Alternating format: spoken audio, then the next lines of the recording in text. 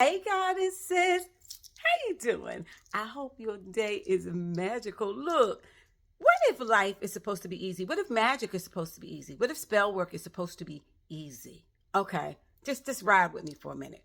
When I first got into the craft and when I first got into practicing my magical practice and my spiritual practice of manifestation and spell work, I thought it had to be hard. And I thought it required, certain crystals, certain herbs. I had to know certain correspondences, moon cycles, time of days, planetary cycles. I know all this stuff you got to know. And you got to be serious and you got to know it. What deities do I work with? Like, it was that whole thing. And I thought I had to gather all this stuff and gather all of my energy and raise it up and cast my desire out into the universe. And then the universe was going to, I was going to manifest what I want. I was going to manipulate all of the things I was using, the crystals, the energy of the crystals. I was going to manipulate the energy there's the word, and manifest what I wanted. That's kind of what I was taught. And as I began to practice, what I realized is no. And intuitively, I knew something wasn't right about it because it always felt hard. It always felt overwhelming. It always felt like, I had to get ready to get ready to get ready. And, it just wasn't a certain amount of ease involved.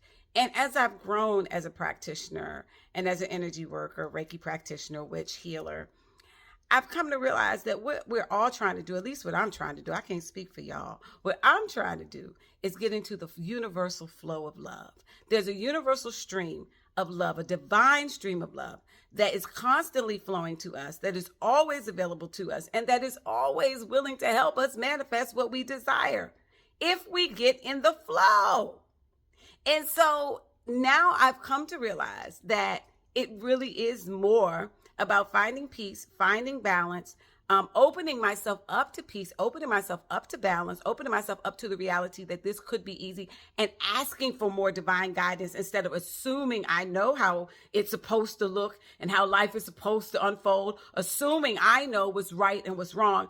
I constantly am learning, stop, ask for divine guidance, quiet yourself, take a few deep breaths, pause before you respond, give yourself a moment to step back into divinity. And that allows my magic to flow with a powerful sense of ease and a powerful sense of manifestation. Some things manifest in a way that I'm like, oh my gosh, who would have ever thought it could be that simple, that easy? Some of the most magical things I've manifested have been just a quick impulse that just dropped in, and I thought about it for a while, and maybe I lit a candle, and wow, something magical happened. And in the beginning I was like, oh my gosh, and now I'm like, this is how it works. This is how it works. So if you find yourself making your magical practice hard, check that. And stop. Whoever you work with, your deities, the divine, God, your ancestors, angels, spirit guides, honey, I work with them all, okay? But whoever you work with, stop and ask for their divine, eternal perspective. What is best for me right here?